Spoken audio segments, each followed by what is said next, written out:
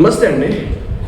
బహుశా ప్రపంచంలో మరేదే దేశంలో ఎక్కడైనా సరే టెంపుల్కో మరేదానికి వెళ్ళి మనుషులు తొక్కిసలాడు చచ్చిపోతారో లేదో తెలియదు, కానీ భారతదేశంలో మాత్రం చచ్చిపోతూనే ఉంటారు.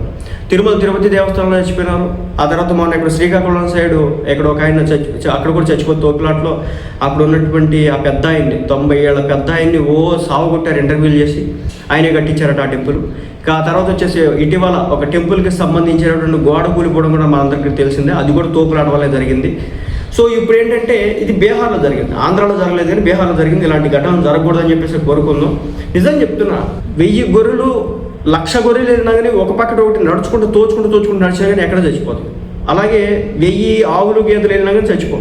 కానీ మనుషులు మాత్రమే దేవుడు 2 కాళ్ళు 2 చేతులు ఇచ్చాడు, కానీ మనం ఒక్కొక్కటి నెట్టి చంపుతాం అనమాట. బీహార్లో తీవ్ర విషాదం చోటు చేసుకుంది. నలందలోని శీతల మాత ఆలయంలో తొక్కిసలాట జరిగింది. ఈ ప్రమాదంలో 8 మంది మహిళలు ప్రాణాలు కోల్పోయారు. మేబీ శీతల మాత అంటే అక్కడ లోకల్గా ఉన్నటువంటి దేవత ఉండొచ్చు. మరికొందరు గాయపడ్డారు. క్షతగాత్రులను ఆసుపత్రికి తరలించి చికిత్స అందిస్తూ ఉన్నారు.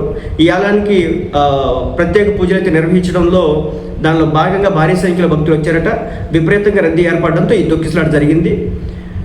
ఇక్కడ పోలీసులు వెళ్ళి వెంటనే అక్కడ ఉన్నటువంటి ప్రజలకి సహాయ చర్యలు చేపట్టారన్నమాట. చెప్పా కదా, టెంపుల్ దగ్గరికి వెళ్ళినప్పుడు ఎందుకు అలా ఎగబడతారు? దేవుడు చూడడానికి 2 నిమిషాలు ఒక ఎందుకులేండి చెప్పుకుంటే బాధ, కానీ నిజం చెప్తున్నాను.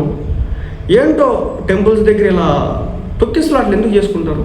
కొంచెం జాగ్రత్తగా దేవుడి దగ్గరికి వెళ్ళినప్పుడు మనసు ప్రశాంతంగా వెళ్ళాలి, కానీ తొక్కిసలాడితే వెళ్ళడం వల్ల ఉపయోగం ఏంటి? ఆ కుటుంబాలన్నీ ఆడవడమే కదా.